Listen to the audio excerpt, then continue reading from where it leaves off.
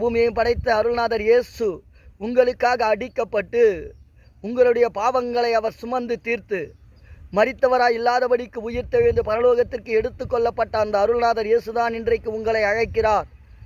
என்னுடைய இரத்தத்தினால் மீட்கப்பட்ட சந்ததியே, இதோ என் வேலைகள் உங்களை எப்படி நான் ரட்சித்தேனே அதோ போல அநேகம் பேரை ரட்சிப்பதற்காக உங்களை நான் எடுத்து பயன்படுத்த போகிறேன்.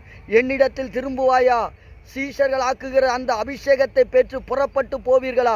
தேவனாகிய இயேசு கிறிஸ்து அழைக்கிறாள். நீங்கள் புறப்பட்டு போய் சகல ஜாதிகளையும் சீஷராக்குகிற ஒரு அபிஷேகத்தை உங்களுக்கு கொடுத்திருக்கிறேன். எத்தனை பேர் அதை உணர்றீங்க?